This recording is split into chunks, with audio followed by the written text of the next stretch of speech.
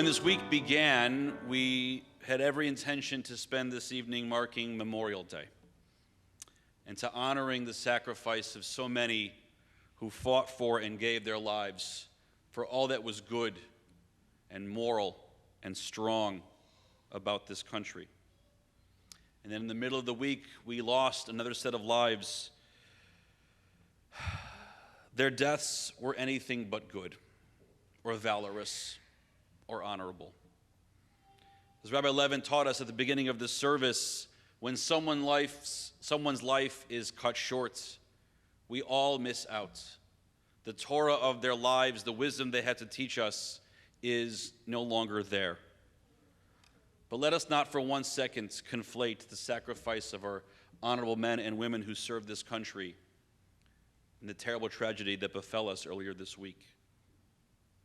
Those children and their teachers were valorous, but the circumstances of their passings were anything but. We live in a country that exists because of those who will stand and defend it.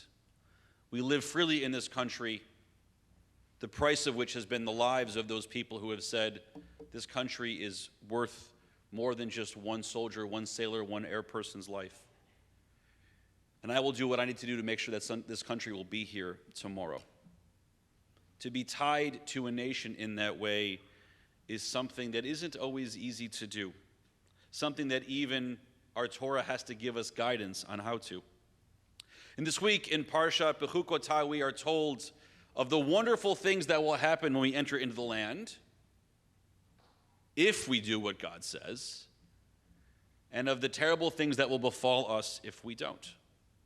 And one of the things that we are told is that our land will give us everything that we need, that there will be more grapes for wine than there is wheat, there will be more seeds and growth than there are grapes for wine, that everything will overflow.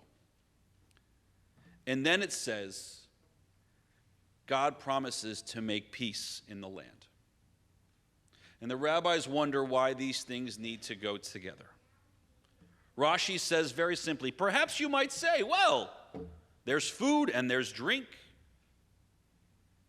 Isn't that enough? No. If there is no peace, then all of it is for nothing.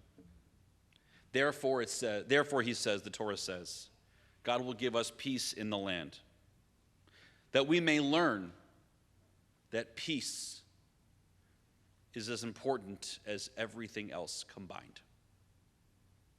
In the morning, we bless the words of the Yotzer, and we say, Oseh Shalom Uvarei et Hakol, creator of peace and fashioner of all other things, that we should learn that peace and all else are in balance. Those who fought and died for this country felt that call, that to ensure the peace and safety of our nation was worth everything, including the giving of their lives.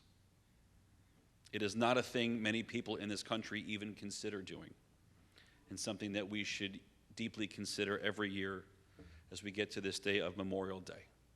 Whether you do so by enjoying the food and the drink and the freedom that those who died, and if you're going to have a barbecue, I hope that you enjoy it. But as you do, at least at some point during that celebration, take a moment and remember how it is that we got to celebrate Memorial Day and who gave and made the ultimate sacrifice to make that so. Shabbat Shalom.